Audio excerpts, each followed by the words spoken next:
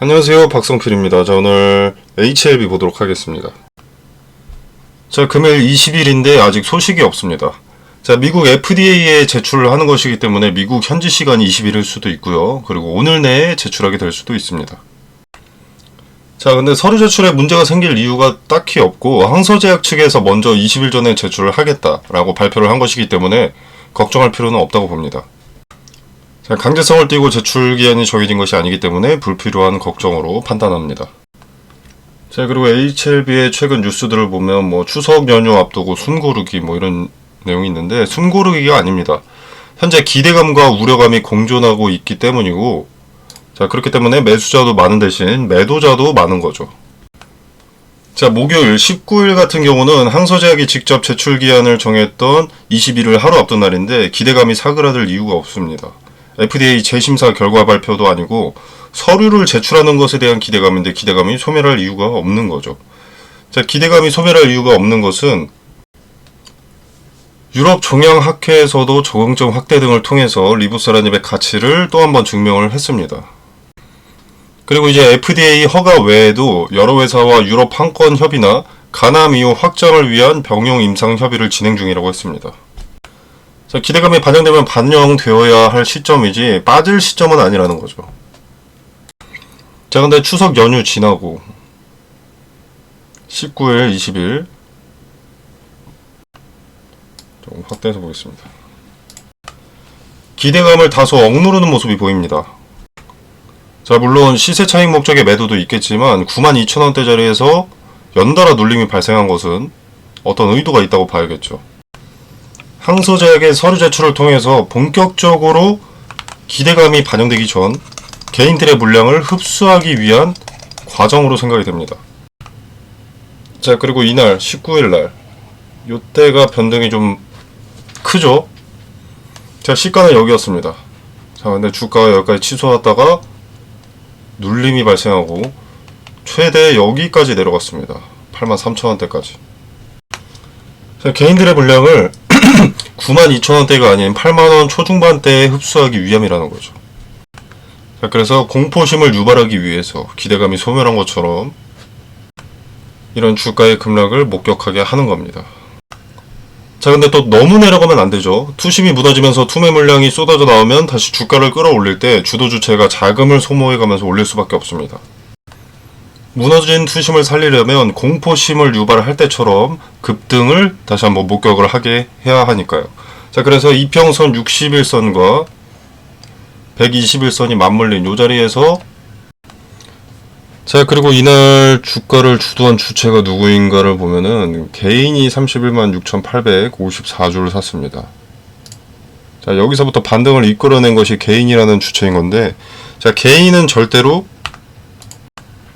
한마음 한뜻으로 어떤 주가를 형성시킬 수가 없습니다. 평단도 제각각, 주머니 사정도 제각각, 투자 심리도 제각각, 투자 방식도 제각각이기 때문이죠. 자, 그런데 합심해서 어떤 주가를 만들었다는 것은 개인 투자자들의 매수세가 아닌 주도 주체의 매수인 것이고 의도된 주가라는 겁니다. 보여주고 싶은 것은 크게 변동이 없고 개인 투자자들이 가장 의미를 두는 요 가격, 종가였겠죠. 크게 변동이 없는 주가일 겁니다. 자, 상식적으로 FDA에서 재심사를 강력히 권고를 했었고 문제가 될지도 모르는 부분은 앞서 CRL을 수령하면서 리스크를 해소했기 때문에 항서제약이 서류 제출만 하더라도 FDA 심사로 가는 기대감을 가져갈 수 있습니다.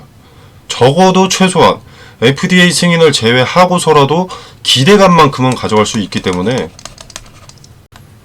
정상적인 흐름이라면 주가가 기대감이 반영되면서 적어도 오늘처럼 이렇게 상승이 나와줘야 된다는 거죠.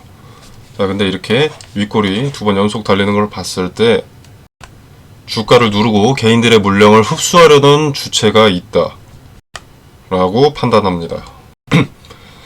자, 그리고 이제 제출 후에 항서제약이 제출을 하고 나서, 자, FDA라는 규제감독국이 말장난이나 하는 기관이 아니라면 승인은 기정사실이죠. 보안 요청 서한을 받기 전날만 해도 FDA와 약물에 대한 설명을 넣는 라벨링 작업을 했다고도 밝힌 적이 있기 때문에 치료제에는 문제가 없다는 근거가 여러모로 있습니다. 자, 그렇기 때문에 서류를 제출하는 자체만으로도 기대감은 반영이 되어야만 합니다. 기대감이 반영되지 않는 주가가 그려진다면 의도된 것이라는 거죠. 자, 그리고 나서 이제 서류 제출 이후에 클래스 1이 나온다면 늦어도 11월, 그리고 클래스 2가 나온다면 늦어도 내년 3월, 25년 3월에는 나온다는 것이죠. 자, 근데 이게 클래스 1이라면 최대 2개월 이내에 승인이 떨어지는 거라서 상당히 짧을 수도 있습니다.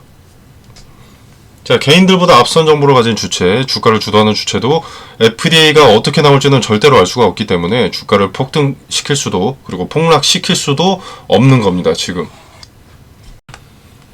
대략 짧으면 일주일에서 길면 6개월이 걸리기 때문에 절대로 알 수가 없죠. 언제 이 승인이 떨어질지. 자, 그리고 이제 HLB에 투자한 투자자들이라면 유한양행의 폭등을 대부분 알 겁니다. 자, 유한양행의 폭등은 비소세포 폐암 랭라자라는 치료제가 FDA의 승인을 받았기 때문입니다. FDA 승인 하나로 주가가 천장을 뚫었죠. 한번 보겠습니다. 유한양행. 자, 어마무시하죠. 자, 신고가를 갱신하고 이제 시세 차익 매물 나오고, 그리고 또 다시 올랐습니다. 자, 현재 미 경기 침체 우려 등으로 증시가 악화되면서 영향을 입고 일부 내려왔던 상황이었지만, 자, 그럼에도 불구하고 주가가 상당히 높은 자리에 있었습니다. 자, 그리고 오늘의 이 상승은 1천억 규모 원료 공급 계약을 통한 상승이고요. 자, 근데 유한양행의 비소세포 폐암 치료제인 랭라자는 미국 존슨앤존슨의 기술 이전이 됩니다. 즉 로열티만 받아먹는 거죠. 자, 그럼에도 불구하고 이런 역대급 상승세가 나왔습니다. 물론 로열티가 적진 않겠지만 다소 아쉬울 수 있는 것은 사실이죠. 자, 그럼 HLB는 어떨까요? 자, 리보세라님에 대한 권리 대부분을 보유하고 있습니다. 리보세라님의 물질 특허 2020년에 인수를 했죠. 자, 그리고 글로벌 전용 실시권과 판권은 100% 자회사인 엘레바 테라피틱스가 가지고 있습니다. 관련 매출이 HLB로 연결이 되는 거죠. 그리고 이제 캄렐리주맙의 글로벌 판권도 가남에 한해서는 항서제약으로부터 사들였습니다. 자, 가남 1차 치료제로서의 가능성이 상당히 높기 때문에 상당한 캐시카우가 되어줄 재료가 리보세라닙과 캄렐리주맙이죠. 자, 게다가 HLB는 FDA의 허가가 난다면, 자, 판매에 있어서 직판을 선택했습니다. 직접 판매. 자, 그렇기 때문에 승인만 난다면 유한양행의 랭라자와는 비교도 안 될 정도로 큰 상승세가 기대가 되는 거죠. 자, 그리고 여기까지 이건 누구나 알아낼 수 있는 정보입니다. 그죠? 자, 그렇기 때문에 유한양행에 반영되는 기대감과는 차원이 다른 기대감이 반영이 되어야 된다는 겁니다. 자, 근데 서류를 제출하고도 기대감이 반영되지 않는다면 주도 주체의 어떤 의도, 숨은 함정이 있다고 봐야겠죠. 자, 물론 뭐 HLB의 여태까지 행보를 봤을 때 긍정적인 소식이 들려온다면 또 대규모 유상증자로 자금을 끌어다 볼 가능성이 있긴 하지만 이건 벌어지지 않은 문제이기 때문에 구태여 지금부터 고민할 이유는 없고요. 자, 이전과 다르게 FDA에서 적극적으로 재신청을 권고했기 때문에 이전보다는 기대감이 더 클 겁니다. 자, 그래서 고점을 최소한 터치는 할 것이다. 고점이 여기라고 가정을 했을 때 최소한 터치는 할 것이다 라고 봅니다. 고점이 어디인지는 차트를 통해서 근거를 확인해야 되고요.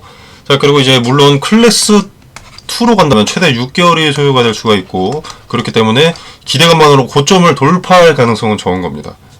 자, 그래서 승인하기 전에 고점을 터치한다면 여기서 한번 분할 매도로 대응을 하는 것이 현명합니다. 대부분의 투자자들이 고점의 시세 차익을 가져가기 위해서 매도세가 이런 자리에서는 강해질 수밖에 없습니다.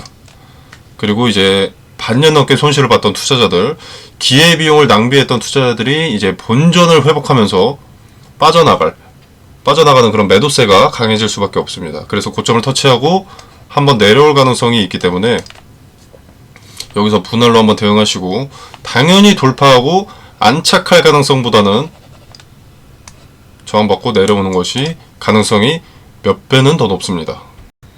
자, 그러나 기대감은 유효하기 때문에 여기서 분할 매도가 현명하다고 말씀을 드리는 거고요. 이후에 이제 시세 차익 등의 매도세의 주가가 잠시 단기 조정을 받을 때 의미 있는 자리에서 지지를 확인하고 다시금 분할 매수로 비중을 늘리면서 평단을 낮추면 별거 아닌 것 같았던 수익이 극대화되면서 수익의 차이가 꽤 있을 겁니다. 아무리 강한 재료여도 기대감의 맥시멈은 있고 아무리 부정적인 상황이어도 실망감의 맥시멈도 있습니다. 상승만 하는 종목 없고 하락만 하는 종목 없다는 거죠. 자, 위든 아래든 둘 다 적절하게 이용을 한다면 평단은 줄이고 물량은 더해지면서 수익 극대화 또는 손실 최소화를 노려볼 수가 있습니다. 자, 그리고 그 근거들은 차트에서 확인이 가능하죠. 차트는 후행성 아니냐라고 하실 수 있습니다. 근데 주가는 거래로 형성이 되고 거래라는 것은 거짓말을 하지 못합니다. 있었던 현실을 토대로 객관적인 그래프를 그린 것이 차트고요. 원 단위까지 정확하게 맞출 수는 없다고 하더라도 의미가 있는 지지의 자리 그리고 의미가 있는 저항의 자리 등등은 우리가 확인을 해볼 수가 있습니다. 자, 의미가 있는 지지 자리 같은 경우에는 뭐 반등의 신호탄이 될 수 있고 그 근거는 이제 매수세가 집중되는 자리 뭐 이런 걸로 파악을 할 수가 있습니다. 그리고 의미가 있는 저항 자리도 마찬가지겠죠. 매도세가 집중되는 자리, 추세가 꺾이는 자리. 자, 과거의 지지나 저항이 뭐가 중요하냐라고 하실 수 있는데, 자, 어떤 종목이건 주가를 주도하는 주체가 있습니다. 보통 세력이나 주포, 뭐 큰손 등등으로 불리죠. 한 명이 아닙니다. 하나의 집단이겠죠. 과거의 데이터, 과거에서 의미가 있던 자리는 그 주도 주체의 평단과 연관이 있습니다. 자, 그들도 수익을 위해서 계획이 짜여진 만큼 후행성인 차트가 도움이 되는 거죠. 세력의 평단과 연관이 있는 자리가 무너진다면 손실이 상당히 클 겁니다. 그렇기 때문에 그 자리는 지켜주는 포지션을 개인 투자자들이 목격하게 하는 거죠. 세력의 입장에서는 개인들의 투심이 무너지지 않아야 나중에 팔아먹을 때 개인들을 이용해 먹을 수 있으니까요. 그래서 의미 있는 지지의 자리, 의미 있는 저항의 자리가 중요합니다. 자, 그 자리를 형성하는 것은 누구겠습니까? 자, 아까도 말씀을 드렸지만 개인들은 한마음 한뜻이 될 수가 없습니다. 평단도 다르고 투자 시점도 다르고 뭐 주머니 사정도 다르고 투자하는 시간대도 투자 스타일도 다 다릅니다. 즉 원하는 주가를 만들어낼 수가 없죠. 이런 형성된 주가 하나하나가 주도 주체의 그림일 뿐이라는 것을 인지하고 수용해야 합니다. 그래서 나라는 주체가 원하는 주가를 만들어낼 수는 없겠지만 주도 주체의 흐름을 이용하는 관점으로 접근을 해야 됩니다. 자, 의미 있는 지지의 자리, 의미 있는 저항의 자리, 텔레그램 방에서 타점을 말씀드리고 그 근거도 함께 말씀을 드리겠습니다. 자, 기대감 일정이 명확하게 공개가 됐기 때문에 지금은 기대감만을 이용할 시점으로서 기대감의 하한선 그리고 기대감의 상한선을 말씀드리도록 하겠습니다. 자, HLB는 같은 재료, 같은 기대감으로 과거의 데이터가 이미 존재합니다. 벌써 힌트 하나를 갖고 시작을 하는 거죠. 자, 분석 없는 투자는 로또 사고 1등 되길 기도하는 것과 다를 바 없습니다. 잘못된 분석이라도 분석 후에 대응을 해야 얻어가는 것이 있을 겁니다. 자, 근거가 있다면 투자고 근거가 없다면 도박입니다. 여러분이 투자를 하시길 바라겠습니다. 자, 그리고 서류 제출은 항서제약이 제출하는 것이기 때문에 항서제약의 공시를 발빠르게 전달드리도록 하겠습니다. 자, 정보 공유방은 영상 설명란과 고정 댓글로 남겨두도록 하겠고요. 이 공간 안에서 제공되는 정보는 일체의 금전을 요구하지 않습니다. 자, 여러분의 투자에 도움이 되기를 바라면서 마무리하도록 하겠습니다. 감사합니다.